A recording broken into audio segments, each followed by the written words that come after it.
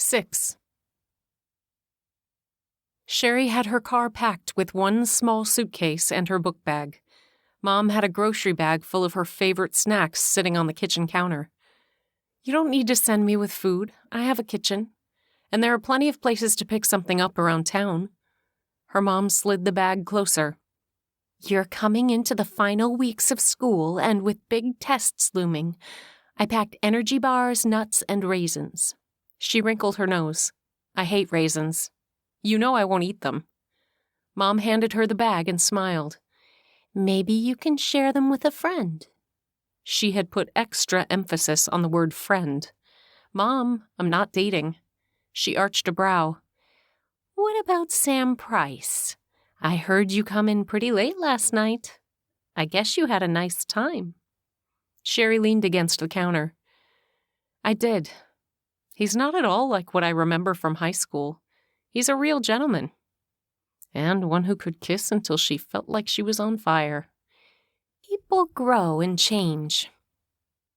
It was a gentle rebuke, and one that she had to agree with. After all, she wasn't the same girl either. Heck, she wasn't the same girl who came home a week ago. Things could change quickly. "I'm going to take off. I'll call when I get to the apartment." "Dad and I will be out in a few weeks to move stuff back here. He wants to store things in the garage until you decide if you want to find a place of your own." "I guess he's not looking forward to me coming home." She felt a little sad as she said that. But financially, it was the prudent thing to do, and Dad loved frugality. "Nonsense. He doesn't want to put anything in the basement or attic. It might get ruined. There's no reason to have to replace something because it wasn't stored properly." She relaxed. That sounded like Dad. Mom kissed her cheek and pressed a couple of $20 bills into Sherry's hand. "Mom, stop. I'm fine." She closed Sherry's hand and with a shake of her head said, "You tuck that away. If you have company, you could buy a new outfit or something." "Thanks, Mom." She hugged her tight. "The next time you see me, I'll be on the verge of graduating college." She picked up the goodie bag. "Tell Dad I'll call around dinner." It was just like her father to play golf instead of saying goodbye. Each time she went to school, it was hard for him to watch her go. What would he have done if she had gone to college on the West Coast or down south? The door swung open. There was a stiff breeze and a cloud-filled sky. It was a welcome change from the heat wave they had experienced the past week. She stashed the grocery bag in the back seat with her luggage and took one last look at the house. Mom was standing in the doorway waving. She returned the gesture and got into the car. She was tempted to swing by the winery and say goodbye to Sam again, but she didn't want to appear eager. Better to just get back to school. The drive was uneventful. When Sherry finally located a parking space near her apartment, she unloaded her car and lugged everything to the door. With the suitcase on the ground and the grocery bag perched on her hip, she reached to open the heavy glass door. Before she could, the paper bag was pulled from her hand. She was shocked to see Brad. She didn't bother to force a smile. Instead, she hissed, "What are you doing here?" "Is that any way to talk to the guy you're crazy about?" He flashed her a crooked grin. His bright blue eyes were set off by a deep tan, and his blonde hair dipped low over one eye. He was good-looking, even if he was not the smartest guy on campus. Ancient history. She pulled the front door wide and held out her hand. "I can carry my own groceries." Her backpack slipped down her arm. He took her backpack and slung it over a shoulder and held the door open wider, then leaned in and kissed her cheek. "Come on, give me another chance. You know you want to. Besides, I was an idiot to break up with you." "Correction. I broke up with you after I saw you kissing some girl." Her cheeks burned at the memory. She should have listened to her instincts and the rumors about him. "It doesn't matter who broke up with who. I'd like to pick up where we left off. And since you're struggling to carry your stuff into your apartment, I can only guess that you're not dating anyone." He gave her a grin.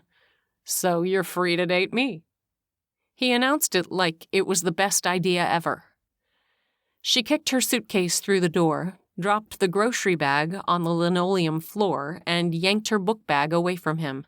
I hate to break this to you, but I have no intention of dating you again. In fact, I've met someone. Brad scanned the space around them. I don't see him here.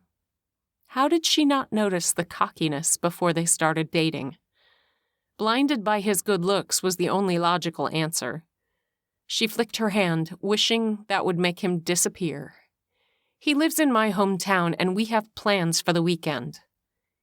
He looked at her as if she were making the whole thing up. Really? It was a statement, not a question. Brad, do us both a favor and take a hike. He frowned in disbelief. Come on. Reconsider going out with me again. The wheedling tone grated on her nerves. We go together like a snowball in July. This time he chuckled. I'm the hot one, right? She shook her head. Whatever. She pushed the door closed behind her. He finally took the hint and left. She climbed the 2 flights of stairs with her stuff. After unpacking the snack foods and putting her clothes away, she checked her answering machine. It had been a gift from her parents, so she'd always know when they called. It was thoughtful, but unnecessary, in her opinion. Until now. Sam hadn't called. Well, he was probably busy working, so he could get time off next weekend. That was it. He'd call tonight, and they'd make firm plans.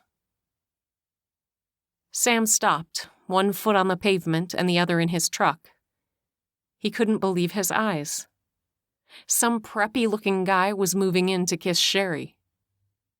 He looked away so he didn't have to watch. Had she lied? He sat in his truck and waited until she had gone inside and the guy had walked in the opposite direction.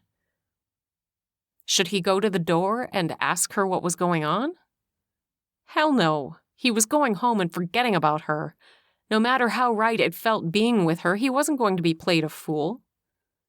He tore out of the parking lot, tires chirping on the pavement, and Syracuse was in his rearview mirror. It was a much longer drive home than it had seemed driving here. So much for his surprise. He was the one who'd been thrown a curveball. It didn't matter. It was better he found out now what kind of girl she was before he had fallen hard for her. Not in a rush to get home, he took the back roads. It would help him avoid the inevitable questions from his dad about what had happened. He drove past the spot where he had picked her up a week ago, limping with a growing blister on her toe and a flat tire. She should learn how to change one. With a shake of his head, he decided that was going to be the last time he thought about Sherry Jones. He stopped at the winery. His dad was sure to be working in his office. Maybe they could talk about hiring someone to help in the tasting room for the summer. If business continued to increase from the new wine trail like it had last year, they'd need at least one extra set of hands. He walked toward his dad's office. It was quiet, like a morgue. "Dad?" he called out. His voice seemed to echo off the walls. He flicked on the overhead lights as he walked up the stairs. "Dad?" He heard a groan. He ran into the office and found his father struggling to get up off the floor. He had a large gash across his forehead and was bleeding profusely. What happened? Sam put his arm under his dad's. He got them both to their unsteady feet. "Sam, I was lightheaded, and that's the last thing I remember." Sam pulled a handkerchief from his back pocket and held it against the gash to slow the blood. "Sit down. I want to take a look at your head." Dad closed his eyes. "I'm dizzy." Sam pulled the cloth away from the cut. It was deep. "We need to go to the emergency room for a few stitches, and while we're there, they can check you out." Dad didn't argue with him, which caused fear to strangle Sam's throat. "We're gonna go nice and easy. Do you think you can walk, or should I call for the ambulance?" Dad grumbled. "No ambulance." In spite of the situation, Sam had to smile. His dad was one tough guy. "Here we go. Nice and easy." Dad was short of breath as they made their way down the stairs into the car. Sam moved slowly in the hope his dad wouldn't pass out again. There was no way he could carry him and keep pressure on his forehead, too. "How are you doing?" He gave him a sidelong glance. "Aren't you supposed to be with your girl?" "We had a change of plans, and I'd say it was a good thing, considering you don't look so hot." Dad was pale and sweating. "Do you think we can rest? I'm having a hard time breathing and my chest is heavy." "A few more steps and you can sit in the truck." Sam half carried him the rest of the way. Within moments, he got the door open and helped his dad inside. He raced around to the driver's door. Not being a religious sort of guy, he prayed anyway. "Please don't let anything happen to my father. He's all I've got left." Sherry's phone rang and she answered it, hoping it was Sam. "Hello?" "Hi, Sherry. It's Mom." She had to smile.